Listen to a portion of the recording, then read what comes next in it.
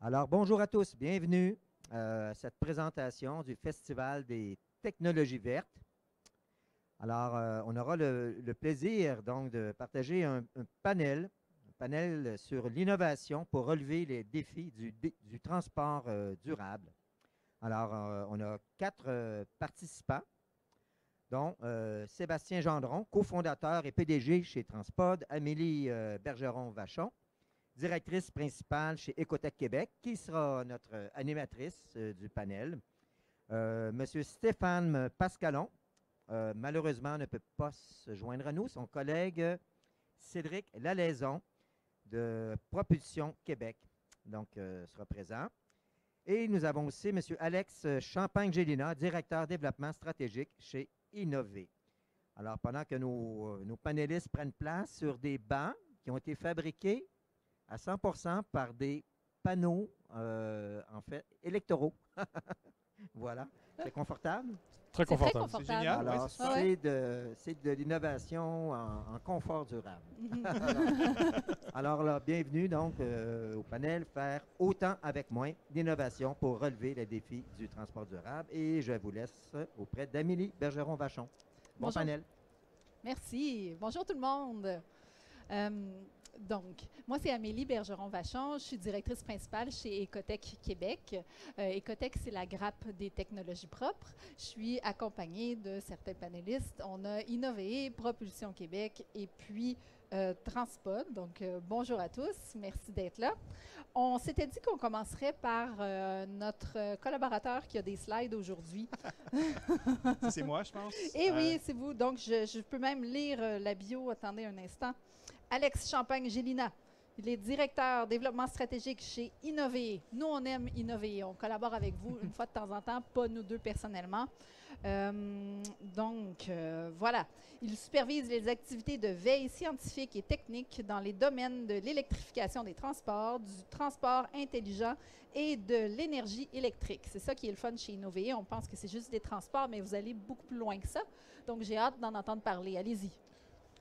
Oui, mais merci. En fait, je vais juste voir si je suis capable de faire fonctionner le PowerPoint. Là, c'est affiché ici. Est-ce que on va voir ça c'est ouais, hey, c'était magique. Bon, ben je pense que je suis capable de contrôler. Ouais, je vais retourner m'asseoir dans les merveilleux divans. Parfait. Donc oui, bonjour. Donc je me nomme Alex Champagne-Gélina. Je suis merci pour la présentation. Donc ben aujourd'hui en fait, je voulais vous parler d'en fait certaines innovations qu'on finance du côté d'Innové, notamment dans le domaine de la batterie. Donc pourquoi batterie dans ce contexte-ci? Bien évidemment parce que les batteries dans les véhicules électriques, c'est une composante très importante. C'est jusqu'à 40% du coût maintenant. C'est une majorité des impacts environnementaux de ces véhicules électriques-là proviennent de leur batterie. Donc, d'essayer d'améliorer le bilan énergétique, le bilan environnemental de ça, c'est toujours quelque chose qui est intéressant, qui est important. Donc, voilà. Donc, ben, rapidement, Innové, donc on est notre mission de stimuler, accompagner, financer la recherche collaborative dans le domaine de l'énergie électrique, électrification des transports et aussi transport intelligent, donc qui est l'autre partie qu'on va couvrir. Donc, on a des financements qui proviennent du ministère de l'Économie, de l'Innovation et de l'Énergie. On peut financer des projets donc entre des centres de recherche et des entreprises. Donc, nous, notre objectif, c'est de faire en sorte que le savoir des universités puis des centres des collèges sortent des tours d'ivoire, en fait, universitaires pour s'en aller dans les entreprises et donc pour qu'il y ait ce partage-là en plus, on leur donne de l'argent pour faire ça. Donc, en général, c'est bien apprécié. Donc, beaucoup de programmes de financement, je vais passer assez rapidement là-dessus, mais on peut financer à peu près n'importe quoi tant que ça rentre dans nos quatre secteurs d'activité. Donc, dans le vif du sujet, donc c'est quoi les défis du transport durable au 21e siècle? Donc, c'est essentiellement, en fait, c'est d'être capable de faire ce qu'on fait déjà. Donc, c'est-à-dire de propulser nos véhicules, de s'assurer qu'on peut se déplacer pour aller travailler, mais en s'assurant qu'on a l'impact le plus minimal possible sur l'environnement.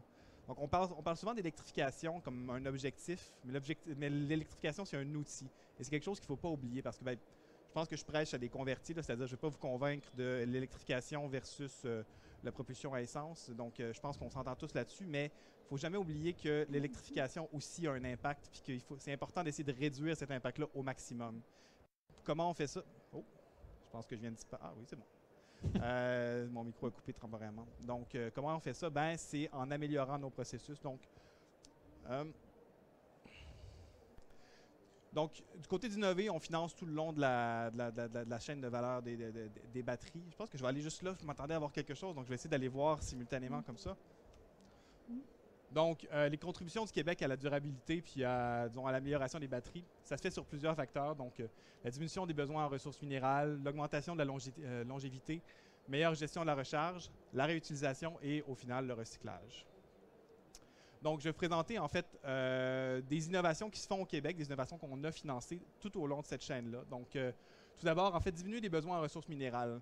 Donc, les batteries, ça prend beaucoup de minerais, ça prend beaucoup de composantes, que ce soit du cobalt, du lithium, de l'aluminium, etc. C'est ça qui représente l'essentiel des impacts environnementaux de ces batteries-là. Et donc, d'essayer de trouver des nouveaux matériaux, des matériaux qui sont moins énergivores, des matériaux qui sont moins mauvais pour l'environnement, c'est quelque chose qui est important à faire, c'est quelque chose qu'on fait au Québec. Donc, je vais commencer par présenter la batterie tout solide. Donc, c'est un des nouveaux types de chimie de batterie qui est en développement. C'est pas nécessairement celui qui va être là au final, mais c'est probablement celui qui est le plus près ici, en fait, duquel on est le plus proche. On a plusieurs centres de recherche ici du côté du Québec qui travaillent là-dessus, plusieurs entreprises, dont notamment Blue Solutions qui ont leur centre de recherche ici. On a aussi Hydro-Québec qui travaille très fort dans ce domaine-là. Donc, la batterie tout solide ne règle pas tous les problèmes. En fait, ça augmente même la quantité de lithium qui est nécessaire, mais ça a le gros avantage, en fait, de diminuer nos besoins en cobalt. Le cobalt, qui est un minerai qui, pour l'instant, a été exploité du côté de l'Afrique dans des situations pas très bonnes. Donc, au final, avec des développements comme ça, on arrive à diminuer quand même de manière assez importante les émissions de gaz à effet de serre et l'impact environnemental de nos batteries. Un autre élément qu'on fait, c'est du côté du graphite. Donc, le graphite, c'est le minerai qui représente l'essentiel du poids des batteries pour le moment. La majorité des batteries en Amérique du Nord sont fabriquées avec du graphite synthétique, donc qui est fait à partir d'hydrocarbures. Donc, il y a quand même du pétrole et d'autres choses dans nos batteries. Donc, le graphite naturel qu'on exploite ici au Québec, c'est une possibilité pour remplacer ce graphite-là synthétique. On a une entreprise avec laquelle on travaille qui est Green Graphite Technologies qui sert à perfectionner justement cette technologie-là d'exploitation et ensuite de purification du graphite pour en arriver à des grades qu'on puisse utiliser dans les batteries. Donc, une fois qu'on a notre batterie de construite, qu'elle est faite avec des bons matériaux, il faut s'assurer qu'elle dure le plus longtemps possible. Les batteries de véhicules électriques, pour le moment, on parle d'une durée de vie de 10 à 20 ans. Donc, c'est d'essayer de le repousser le plus possible et de s'assurer que ces batteries-là puissent durer aussi longtemps que possible. Donc, une des premières étapes qu'on fait sur lesquelles on est très fort au Québec, c'est la gestion thermique des batteries.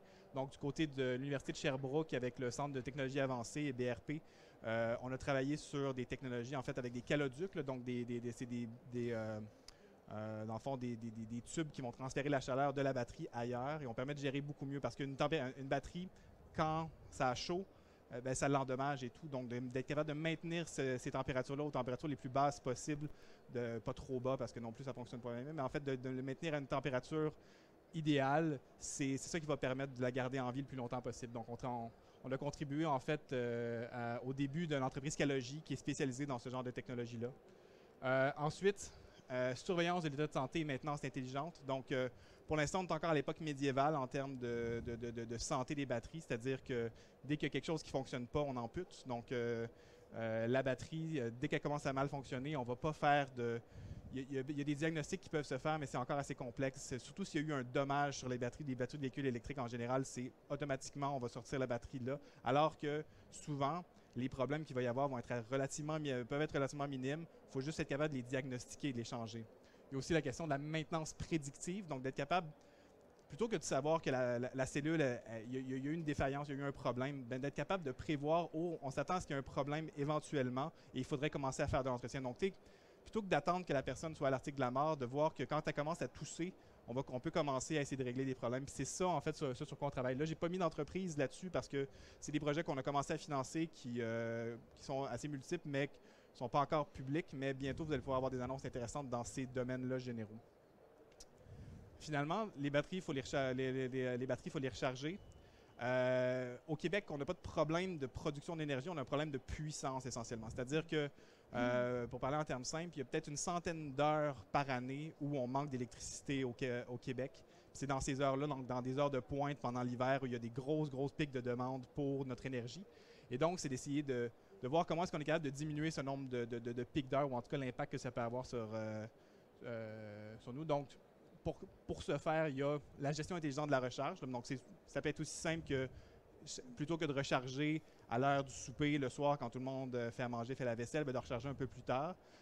Pour un individu, c'est relativement facile, mais quand on commence à parler pour des flottes de véhicules, c'est un enjeu beaucoup plus important. Puis donc, c'est des projets sur lesquels on a travaillé, notamment sur les flottes d'autobus scolaires électriques. Donc, eux qui reviennent tous au même moment, qui doivent tous être rechargés à ce moment-là.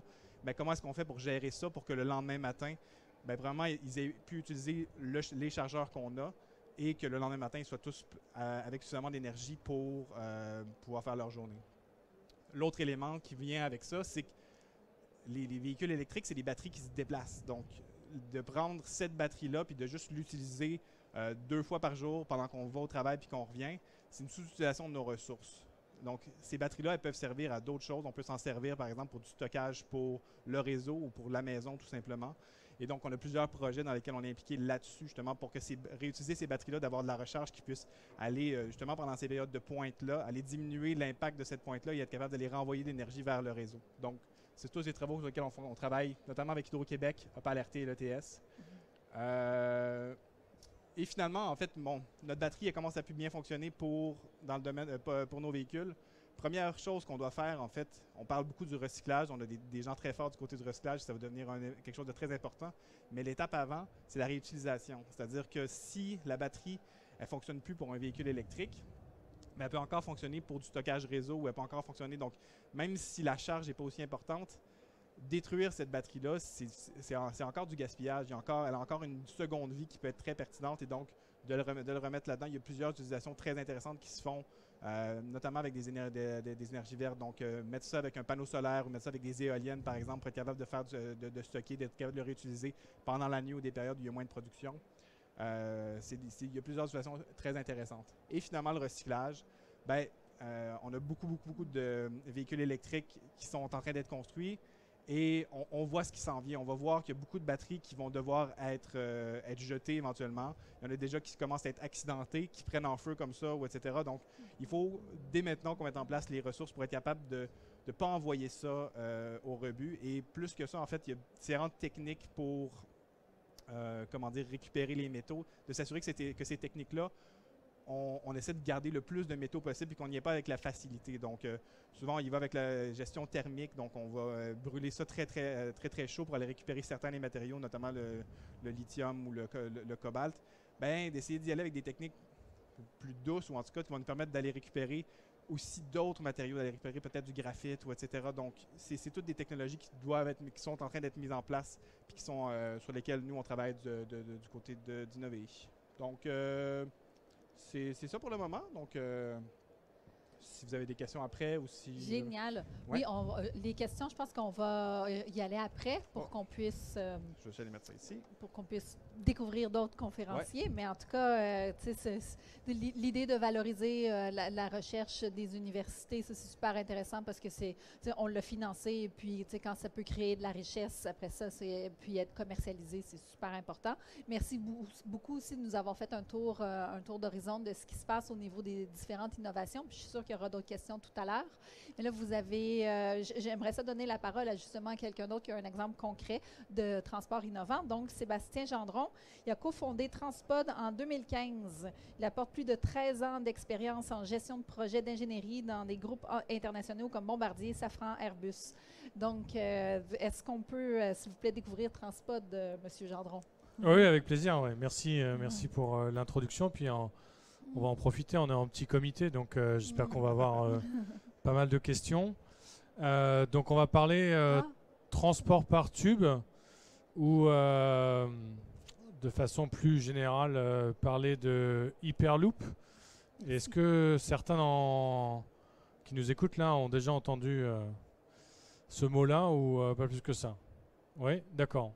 Donc alors Transpod, on développe cette solution au Canada.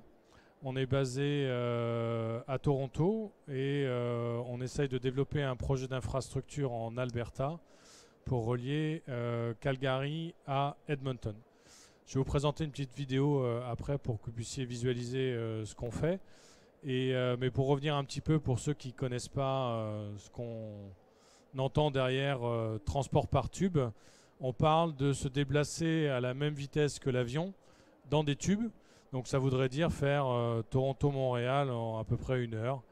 Voilà. Donc la première réaction qu'on a, c'est de se dire, moi, c'est de la science-fiction.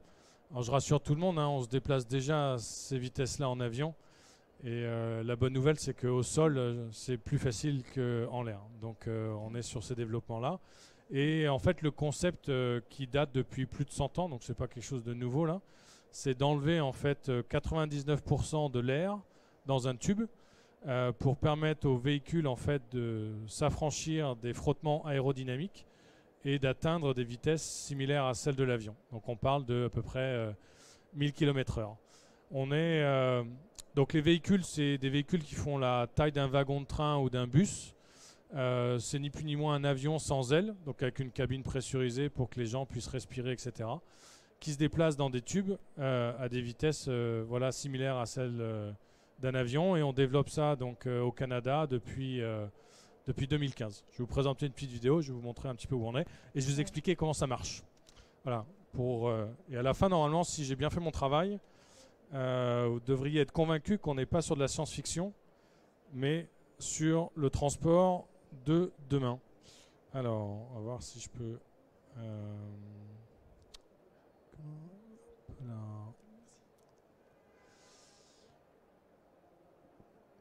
faire ça.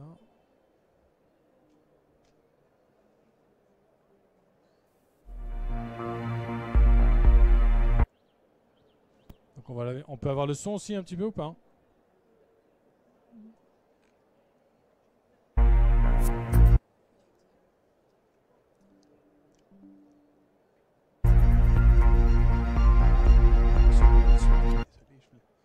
Sinon, c'est pas grave. Vous faire la narration. Ouais, mais justement, de toute façon, j'ai quelques explications à faire. Alors, on va commencer là-dessus. Donc, ça, c'est un démonstrateur, c'est un premier démonstrateur qu'on a présenté au public l'année dernière. Donc, c'est un véhicule à échelle réduite du véhicule définitif. Donc, c'est un tiers à échelle 1 tiers par rapport au véhicule définitif. Donc c'est déjà un véhicule qui fait presque 4 mètres de long, qui pèse 1 tonne et qui est en cours d'essai aujourd'hui dans nos bureaux à Toronto.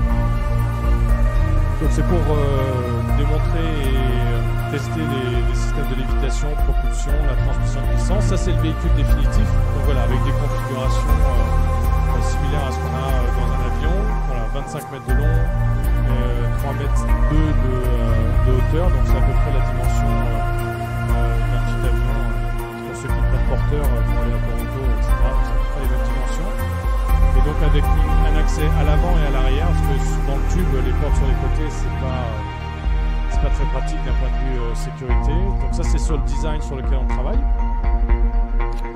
Et donc avec une gare qui peut être similaire à ce qu'on peut trouver au Canada, un peu partout dans le monde. Donc là-dessus on est sur des technologies, en tout cas des infrastructures existantes. Là on est à pression atmosphérique, donc c'est à l'air libre. Donc avant d'atteindre ce qu'on appelle un sas de dépressurisation. Donc le système ici fonctionne de manière assez similaire à un train classique, voilà, jusqu'à arriver voilà, dans un sas de dépressurisation où on va enlever voilà, 99% de l'air avant d'entrer dans une zone à grande vitesse. Et ensuite, voilà, donc on est sur des systèmes magnétiques pour la propulsion et la lévitation. Et ensuite, la transmission de puissance, parce que donc on est sur un système qui ne touche pas le tube. À ces vitesses-là, tout se fait sans contact. Et donc là, on est sur la transmission de puissance qui fonctionne via un arc électrique. Donc, là, on va voir le... Je vais faire une pause. Ouais. Donc ici, en fait, vous avez un rail de puissance qui est exactement, qui est assez similaire à ce qu'on peut avoir sur le métro à Montréal. Et ici, en fait, vous avez donc une électrode et on a un arc électrique qui vient transférer en fait l'énergie suffisante pour alimenter l'ensemble des véhicules. Et tout ça sans contact. Après, sur la partie qu'on a vue précédemment à pression, donc à l'air libre, on est sur un système similaire à ce qu'on peut avoir pour les métros. Donc ça, c'est des brevets qu'on a déposés, qui ont été testés. Donc aujourd'hui, on a testé jusqu'à 600 km/h en vitesse physique et 1000 km/h en vitesse aérodynamique. Là, on est sur le système de lévitation, de propulsion, donc sur la partie basse, qui fonctionne avec des technologies similaires à des moteurs qui sont installés notamment sur le SkyTrain à Vancouver. Et sur la partie haute, donc on a le système de lévitation qui fonctionne avec des électroaimants. On est sur les routes en partie sécurité. Et sur la partie haute, voilà, des électroaimants qui viennent tirer le véhicule vers la partie supérieure. Et on est sur un tube métallique.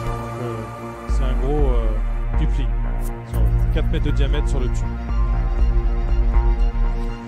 Et après, donc, on est sur un transport guidé. Donc, d'un point de vue sécurité, en fait, l'avantage que ça a par rapport à un train classique ou un avion, c'est-à-dire qu'il peut y avoir tempête de neige, tout ce que vous voulez à l'extérieur, on est protégé. On n'a pas de problématique non plus avec les passages à niveau. Donc, on est sur une structure surélevée et on n'a pas, on enlève le risque également d'avoir une vache ou une voiture qui traverse la voie pour éviter les accidents.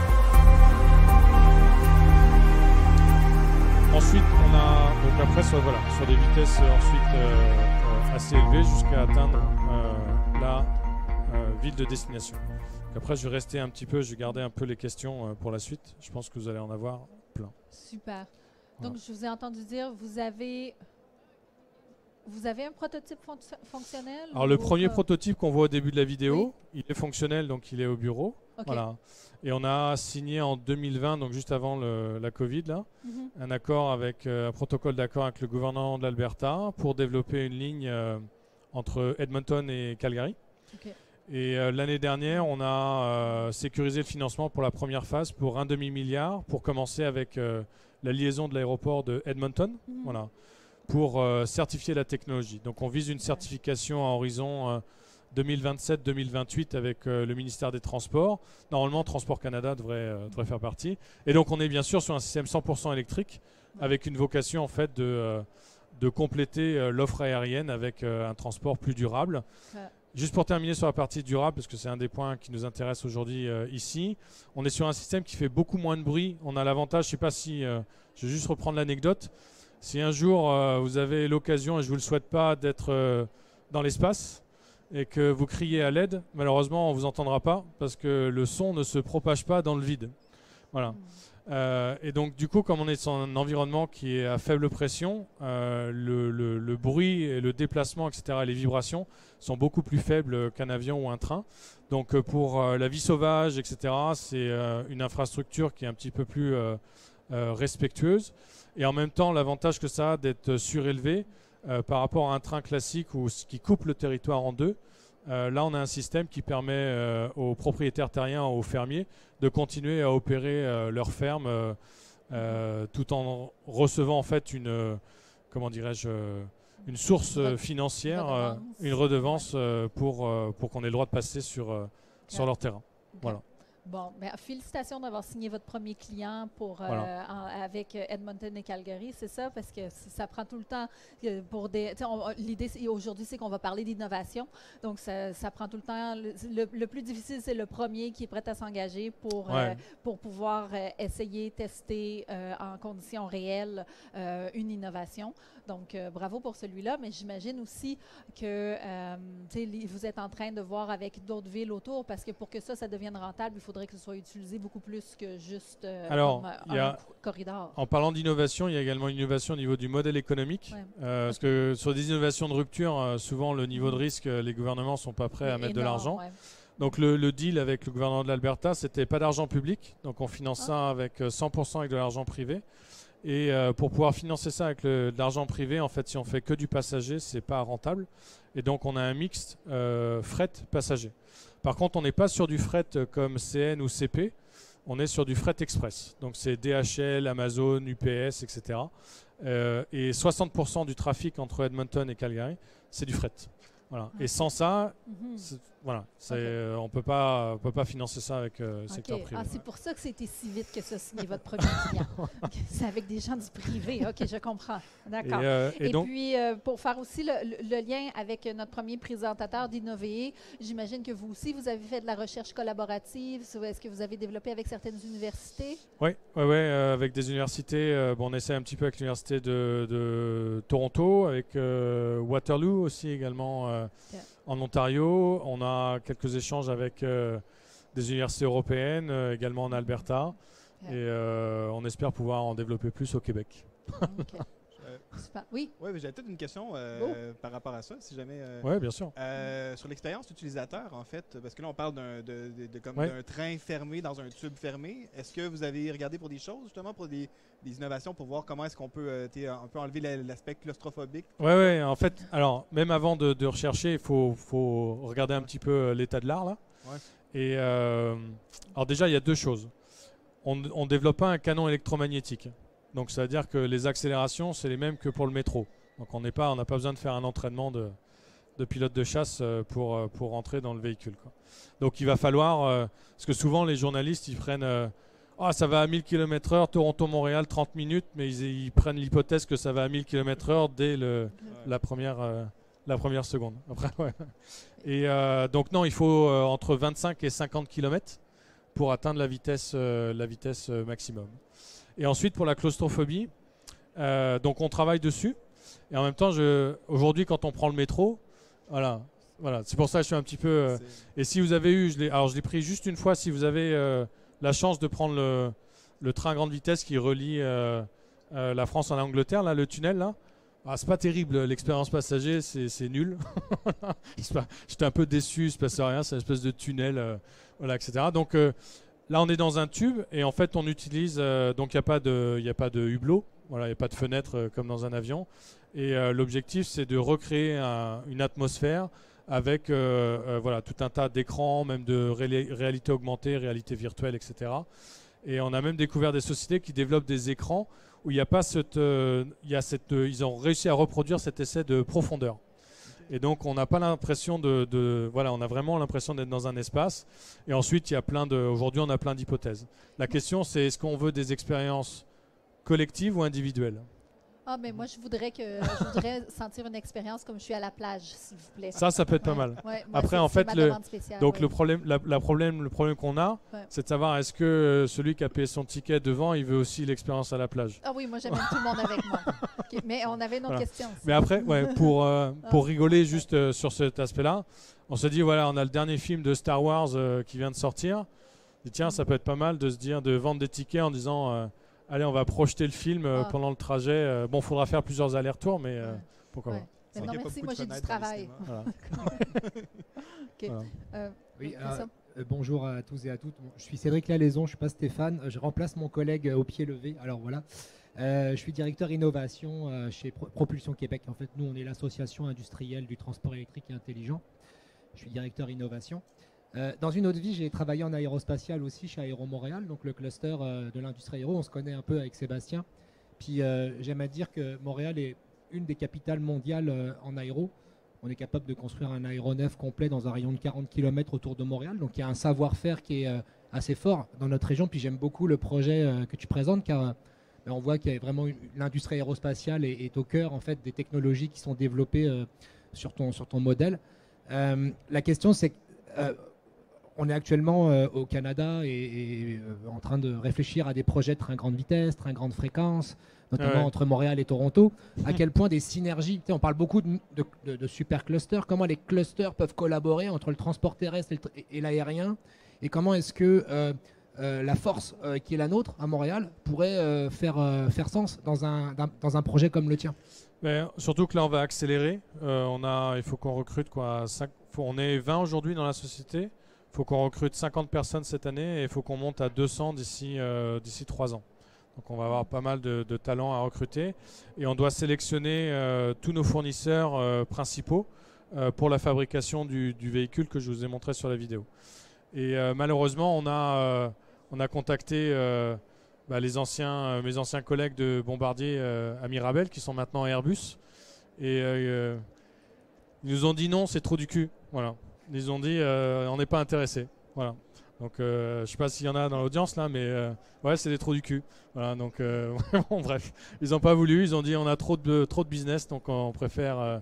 Alors, voilà. je qualifierais pas mes anciens collègues comme tu les as nommés, mais en tout cas, ce qu'on va essayer de faire, Après, je dis ça parce que c'est essentiellement mes anciens collègues même de Toulouse chez Airbus. Je sais que vous connaissez. sais, voilà. Lui a le droit, mais pas vous. Exactement. Voilà. Mais l'idée, c'est vraiment de regarder, tu sais, dans la question, c'est de voir comment est-ce que... Parce qu'en fait, on parle de transport, on parle beaucoup dans ce forum de décarbonation, horizon 2030, 2050. Puis on parle d'aérien, on parle de transport terrestre. À un moment donné, l'innovation va venir percoler dans tous les modes de transport. Et comment les savoirs qui ont été développés, mais je parle en aérien pour l'allègement de structure, par exemple, qui est énorme pour notre secteur à nous dans le transport terrestre, comment toutes ces innovations vont pouvoir faire des synergies pour atteindre ces objectifs de décarbonation. Je trouve que c'est la solution que vous apportez qui me marque beaucoup. Et du coup, pour revenir sur l'aéro, il y a un autre acteur quand même canadien qui est majeur, c'est The Havilland. Et donc on va essayer de voir avec The Havilland comment on peut bosser avec eux pour le développement de l'aérostructure, qui est en fait un avion, quoi, tout simplement. Okay. Cédric, continuez, parlez-nous de ce que vous faites là, en innovation chez Propulsion Québec. Alors, encore une fois, je suis arrivé ici à pied levé, donc je n'ai pas préparé la question, mais je vais essayer de trouver quelques éléments de réponse. Donc, comme je l'ai dit, nous, on est une association industrielle, donc on a environ 250 membres. Notre objectif, c'est de faire rayonner l'industrie québécoise dans le transport électrique et intelligent. On travaille bien sûr en étroite collaboration et pour ainsi dire tous les jours avec Innover sur les projets de recherche collaborative. Ce qui est sûr, c'est qu'on essaie de se positionner sur des créneaux phares et stratégiques à l'échelle de la province. Le développement de la filière batterie fait partie de nos chantiers et de nos projets majeurs. L'électrification, évidemment, puisqu'on veut modifier les habitudes de transport des gens et on voudrait que les individus se déplacent un peu plus à travers des transports en commun, des transports collectifs. On veut aussi que le fret, puisqu'on en a parlé, soit électrifié à travers le transport de longue distance. Donc nous, on aide et on appuie des entreprises qui travaillent sur l'électrification sur ces sujets-là. Comme vous avez pu le voir à travers le salon, on a également au Québec des super entreprises qui font des véhicules spécialisés électriques. Vous avez pu voir Taiga, par exemple, qui font des motoneiges, qui font également des motomarines électriques. Donc toutes ces formes de véhicules-là sont aussi des gens qu'on appuie énormément. Alors on parle beaucoup avec le gouvernement. Le ministre Fitzgibbon qui s'exprimait tout à l'heure, évidemment, est l'un de nos partenaires privilégiés pour développer des programmes de financement, que ce soit pré-commercial, que ce soit avec Innover sur de la recherche collaborative ou en expérimentation avec des milieux preneurs.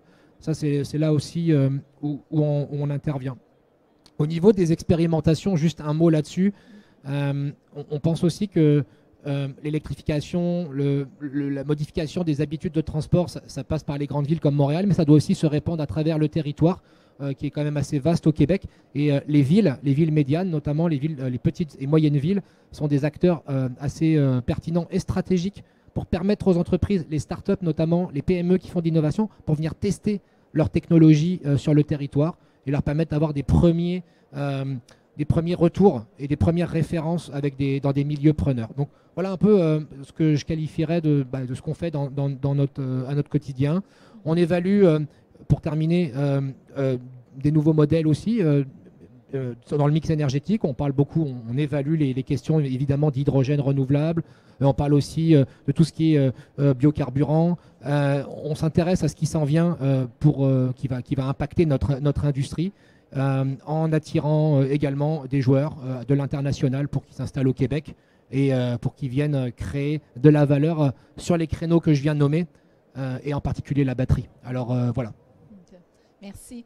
Puis dans le fond, là, Cédric vient de parler de toutes sortes de choses qui se font par rapport au transport puis à l'électrification. Puis c'est super important. C'est un travail, en tout cas, tout le monde apporte son petit bout de puzzle. Alors, si je puis, parce que je n'ai pas parlé beaucoup d'Écotech Québec jusqu'à maintenant, nous aussi, on est une grappe, on est en technologie propre. Donc, le lien que je voudrais faire avec ça, Cédric a mentionné l'idée que les gens devraient utiliser plus donc les transports en commun, par exemple. Mais il y a aussi l'idée de partager plus les véhicules véhicules, parce que ce qu'on veut faire, c'est vraiment un projet de société, puis tout le monde peut y contribuer.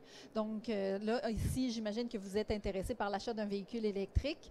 Il y en a plein à les regarder, donc ça, c'est génial. Puis en même temps, réfléchissez à quand vous allez le brancher, parce que si on électrifie tout, on n'aura pas assez d'électricité pour tout. Donc, il y a ça au niveau des changements d'habitude.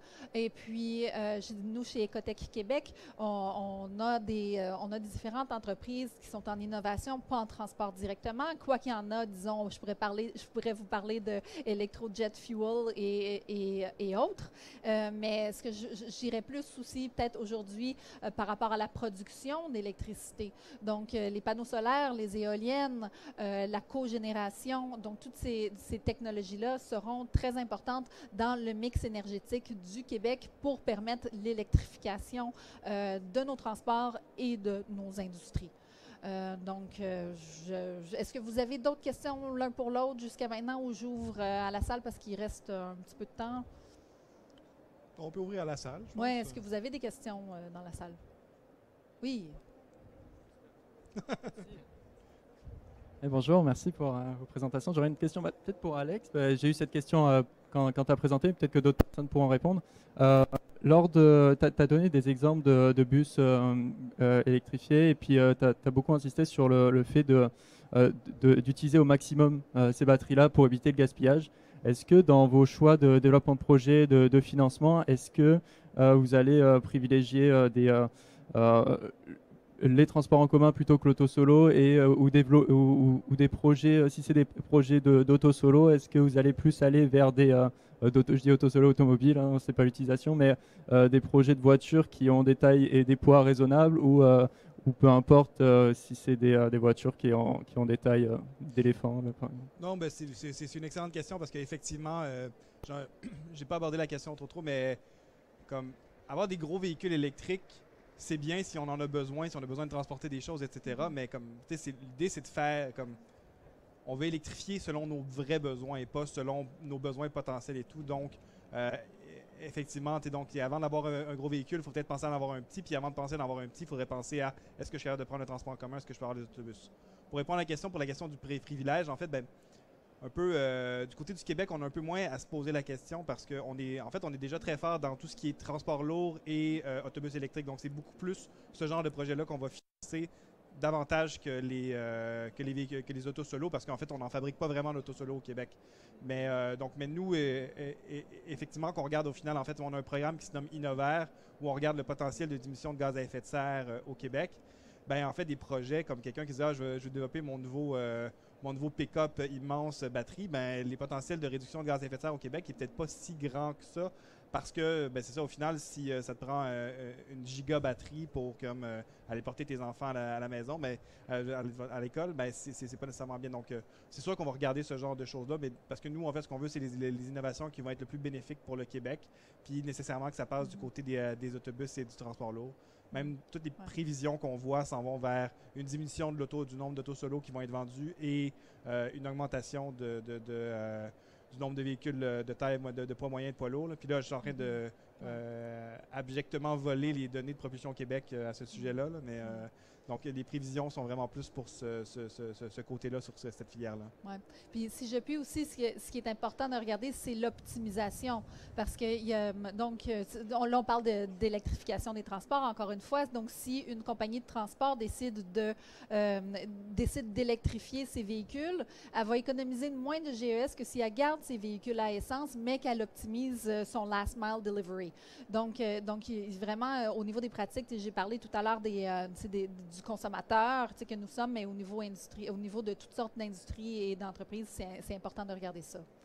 Oui. Puis peut-être que l'électrification, c'est peut-être un mot valise qui comprend tout un tas de technologies. Sébastien en apporte une dans le mix énergétique qu'on n'évalue pas, et pas suffisamment. Enfin, peut-être tu nous diras qu'il faudrait qu'on s'y intéresse un peu plus. Je vois que du magnétisme, nous, on parle souvent, le mix énergétique, c'est la bonne technologie pour le bon usage. Et c'est pareil pour les modes de transport. Donc, effectivement, notre objectif 2050, c'est loin, mais c'est proche en même temps. Ah On oui. a peut-être à un moment donné, on est dans une bascule en ce moment où des technologies comme celle de Sébastien et d'autres peuvent être considérées. Ouais, après, plus que la techno, c'est presque la source énergétique, quoi. Voilà. Parce que voilà, demain, si nous, on est alimenté qu'avec des centrales à charbon, ça n'a pas beaucoup d'intérêt, quoi. Donc, voilà, on regarde ça dans l'infrastructure, c'est comment être alimenté idéalement à 100% par du renouvelable. Je mets le nucléaire dedans. Ce qui est intéressant, c'est qu'au Québec, je rentre de Nouvelle-Écosse. En Nouvelle-Écosse, dans le mix énergétique, 53% de charbon. Alors, on est des fois au Québec un peu dur avec nous-mêmes et on a un beau mix énergétique avec un beau bassin, j'allais dire, énergétique qu'il faut valoriser. On en commercialise, mais on peut aussi faire des projets de recherche et d'innovation grâce à cette force-là. Ça, il ne faut pas l'oublier. Est-ce qu'il y a d'autres questions? Hein? Oui.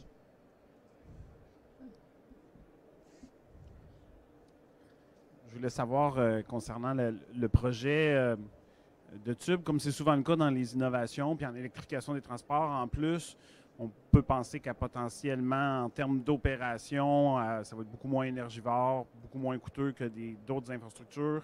Mais par contre, au niveau du coût d'infrastructure, ça doit être assez dispendieux. Est-ce que vous avez une idée de comment ça se compare à un TGV, Oui. à un train régulier, à d'autres infrastructures? Alors? Non, bien sûr, on a les mêmes disponibles sur notre site internet. On a l'étude de faisabilité sur le corridor Edmonton-Calgary qui est disponible. Et donc le coût total de l'infrastructure, en fait, il y a deux choses à regarder. Il y a le coût de l'infrastructure et la rentabilité. Voilà, et donc, ayant un peu d'expérience dans les transports, on voulait éviter absolument d'avoir les désavantages des trains à grande vitesse, que ce soit en Europe ou même en Californie, qui sont très dispendieux, et dire ok, comment on peut faire pour que ce soit rentable. Et en plus, on avait une obligation, on l'a vu assez rapidement, c'est-à-dire que quand on est sur des innovations de rupture, pour pouvoir être financé, on ne peut malheureusement être financé que par du privé. Voilà. On a essayé tous les gouvernements, hein, canadiens, européens, Moyen-Orient, américains. Quand c'est nouveau, c'est très difficile. Malheureusement, je pense que c'est là où on peut encore s'améliorer. Et donc, si on veut être financé par le privé, il faut pouvoir montrer une rentabilité. Donc, sur le coût d'infrastructure, on est aujourd'hui sur les mêmes ordres de grandeur qu'une ligne à grande vitesse. Donc, ça varie entre 20 et 50 millions de dollars le kilomètre. Tout dépend de la géographie. Hein. Si vous avez les Rocheuses à traverser, ça coûte plus cher. Il faut faire des tunnels, etc. Ou même si vous arrivez dans des villes très denses comme New York, il faut passer New York, Toronto, Montréal, il faut arriver sous terre. Donc là, ça chiffre vite. Et après, c'est une rentabilité. Et en fait, une des améliorations même que certains opérateurs traditionnels pourraient avoir, c'est ne pas uniquement regarder le taux de remplissage du train. Dire ok, j'ai mon train ou mon avion qui est plein à 80%, donc c'est bon, j'ai gagné. Mais en fait, ce qui coûte le plus cher, c'est l'infrastructure. Donc ce qu'il faut regarder, c'est comment remplir l'infrastructure pour qu'elle soit pleine à 80% du temps, de 6h le matin jusqu'à minuit le soir. Et la solution qu'on a trouvée, je dis, comme on est avec des véhicules plus petits, avec d'un flux qui est plus dynamique, on est sur un flux de véhicules qui est un peu similaire à une autoroute. C'est-à-dire qu'on a cette flexibilité d'usage et donc on peut avoir un mix fret et passager. C'est-à-dire que dans le même tube, vous allez avoir 6 véhicules sur 10 qui vont transporter des marchandises et 4 véhicules sur 10. Donc l'idée, c'est le matin, aux heures de pointe, passager, matin et soir, c'est passager. Et en milieu de journée, on a du fret et le soir, du fret. Et du coup, en faisant ça, sur la ligne Edmonton-Calgary, donc en étant même très conservateur, on a une rentabilité après 20 ans. Donc on a un retour sur investissement. Donc on a une infrastructure au total qui coûte 18 milliards de dollars américains, avec aujourd'hui des engagements 100% privés pour financer ce type d'infrastructure. Et on leur propose en fait un retour sur investissement au bout de 20 ans. Et au bout de 20, voilà. Donc c'est là notre avantage et c'est là où notre proposition de valeur quand on approche un gouvernement, c'est de dire voilà, on a regardé ce corridor-là. est-ce que vous voulez bien travailler avec nous? On n'a pas besoin d'argent, mais voilà, on peut le financer. Et donc aujourd'hui, on a donc l'Alberta qui est intéressé, le Texas, le Moyen-Orient, donc l'Arabie Saoudite est intéressée, et l'Australie. Donc on essaye. Et je désespère pas sur Toronto-Montréal, mais on va voir. OK. Mais l'Arabie Saoudite, est-ce que ce serait la source d'énergie pour faire fonctionner votre donc, pod doit être quand même aussi à évaluer, j'imagine? Alors le besoin en énergie est similaire à une ligne à grande vitesse. Donc si demain on veut mettre un TGV entre Toronto et Montréal, le niveau d'énergie, nous on a besoin à peu près de l'équivalent. OK. Est-ce qu'il y a d'autres questions? Parce que sinon, ça va être le temps de remercier nos... il y a une dernière question. Ouais. Merci. Ça sera sur le projet que je découvre en fait. Donc, il y aura une question naïve et puis un petit commentaire sur la vidéo que j'ai apprécié. Juste un dernier point sur la rangée d'arbres qui cache les pylônes en béton avec le terme biodiversité. On s'entend, c'est limite sur l'éco-blanchiment. Alors, je laisserai non, c'est sérieux en fait. Parce que je vais revenir. Ouais, allez-y. D'accord. Bon, oui, j'aimerais beaucoup un commentaire là-dessus. Et juste, vraiment, comme je découvre, est-ce que le projet, c'est de prendre les parts de marché, de quel besoin de déplacement on compte combler avec ce type de déplacement? Est-ce que c'est l'avion, est-ce que c'est le train ou autre? Je ne sais pas. C'est ça la question. Alors, merci. Première question, en fait, nous, on a un défi de taille, c'est de s'assurer que l'impact carbone de l'infrastructure soit le plus faible possible. Et ensuite, il y a un autre aspect, c'est-à-dire que c'est une infrastructure qui est potentiellement LED. Hein. Enfin, c'est un gros tuyau sur des poteaux, quoi. Donc, planter des arbres, il va falloir vraiment en planter. En fait, c'est pas pour absorber le carbone, c'est plus pour limiter la pollution visuelle. C'est comment intégrer ça au maximum dans le territoire. Alors, je sais qu'en Amérique du Nord, ils sont moins sensibles qu'en Europe, mais typiquement, voilà, on a c'est plus, voilà, c'est pas éco-blanchiment dans le sens où c'est pour absorber le carbone. Ah oui, ça va absorber le carbone, mais c'est plus pour la pollution visuelle. C'est quand même super laid. Et ce qu'on essaye d'intégrer également alors c'est un défi pour les architectes. Hein. Alors, il y en a qui nous mettent des designs, etc., mais il faut que ce soit d'un point de vue coût intéressant, et on essaye en fait avec les Premières Nations en Alberta d'intégrer en fait leur culture dans le design, que ce soit des gares ou de l'infrastructure, est-ce qu'il faut le peindre, etc. Enfin bon, on va regarder comment rendre ça esthétiquement sympathique, parce que c'est bien que ça fasse pas de bruit, mais en même temps voilà, c'est pas très joli, etc. Et la bonne nouvelle, c'est qu'il y a des solutions. Ensuite, pour répondre à la deuxième question, et du coup de l'impact carbone aussi sur l'infrastructure, on regarde comment développer en fait toute la partie supply chain localement, d'éviter d'avoir à faire venir les tubes de Chine, etc. Parce que du coup, on se tire une balle dans le pied. Et, voilà, on essaie justement de pas du tout avoir un discours hypocrite. Non, l'impact carbone de l'infrastructure, il est significatif et il faut vraiment qu'on le réduise, quoi. Voilà. Et en fait, les marchés, on vise pas le marché européen parce qu'il y a déjà des trains partout. Voilà, il y a des TGV partout. Je dis, bon, ok, ça n'a aucun intérêt de créer des infrastructures où il n'y a pas de besoin. Et en fait, on a l'avantage, donc notre marché principal reste l'Amérique du Nord. Amérique du Nord, Australie et Moyen-Orient, parce qu'il y a très peu d'infrastructures ferroviaires, en fait. C'est ou la voiture ou l'avion. Donc en fait, on ne veut pas aller non plus comment dirais-je, à la confrontation en disant on va remplacer les avions. Non, on ne remplacera pas les avions. Par contre, si on peut convaincre des compagnies comme Air Canada d'acheter des véhicules Transpod plutôt que d'acheter des Airbus ou des Boeing, oui, ça c'est un peu l'objectif, quoi. Ou d'avoir demain nos véhicules vendus à Via Rail, etc. C'est un peu l'objectif, quoi. Voilà. Donc, oui. Ok. Non, c'est 2 tubes, un par direction. Voilà, donc, voilà. Et donc du coup, et sur l'infrastructure, comme on est sur une infrastructure fermée, l'objectif c'est d'y installer des panneaux solaires. Sauf que les panneaux solaires, contrairement à ce qu'on a pu entendre dans la presse, on a toujours besoin d'être connecté au réseau électrique. Et parce que sinon, les mecs disent panneaux solaires, ça va aller directement pour alimenter. Non. Si on veut alimenter directement, il faut installer des batteries de partout, ça coûte une fortune et d'un point de vue environnemental, c'est pas très intéressant. Donc toujours connecté au réseau électrique avec un mix énergétique et on espère 100% renouvelable, en y incluant le nucléaire. Les panneaux solaires, c'est de réinjecter ce qu'on peut récupérer. Parce que du coup, Edmonton-Caléari, c'est 300 km de panneaux solaires. Et ça compenserait pour 30% de notre besoin énergétique. Voilà. Il y en a qui, certains de nos concurrents disaient 100%. Non, non, c'est pas vrai. 30%. Voilà. Bon, mais parfait. Donc, on est en train de refaire le lien avec le mix énergétique dont on parlait à plus large au Québec, mais vous avez cette même problématique-là à l'intérieur même de votre projet. Ouais. Donc, très cool. Donc, voilà.